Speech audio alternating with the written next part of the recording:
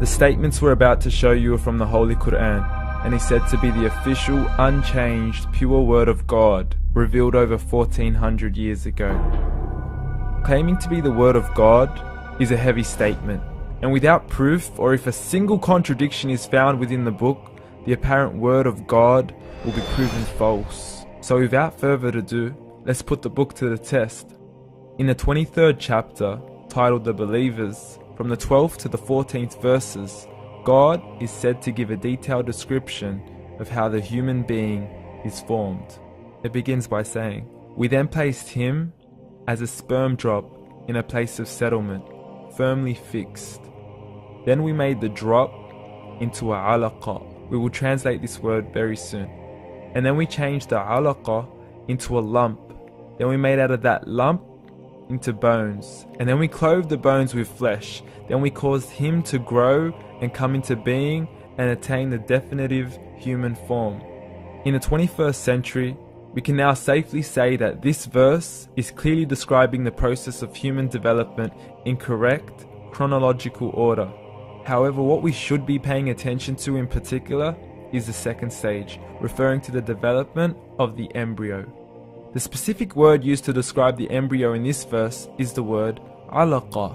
The word alaqa, when translated into English, can mean three separate things. Firstly, a blood clot, or to be suspended, that is to be hanging or clinging to something, or thirdly and finally, a leech. Now, all three definitions don't come anywhere near what we perceive to be the human embryo. So, why are these words used, and what significance do they share with the human embryo? Can the embryo be described as a blood clot? Well, what do you think? In the 3rd week of embryonic development, a tubular heart joins with the blood vessels to form a primordial cardiovascular system, and by the end of the 3rd week, the blood is circulating and the heart begins to beat on day 21. The first thing that comes to mind in regards to being suspended or hanging is the umbilical cord. But we can't use that example because we are simply referring to step 2, before the baby has even formed. But we now know today that the umbilical cord is formed from the connecting stalk. And the connecting stalk is formed as soon as the embryo is formed.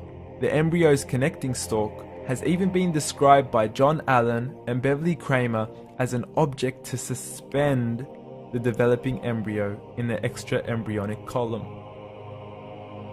So an embryo is suspended and does have a strong resemblance with a blood clot. What on earth would an embryo have to do with a leech? Figure A shows the structure of an embryo at 25 days. Figure B shows a leech. Now please note once again that the embryo in this stage is no greater than the size of a kernel of wheat. This is an X-ray of the embryo at 22 days. This is the internal structure of a leech. It's mind-blowing stuff, but you still haven't seen anything yet. This is the head of the embryo at 22 days.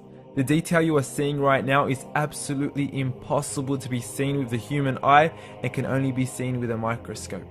This is the back end of a leech.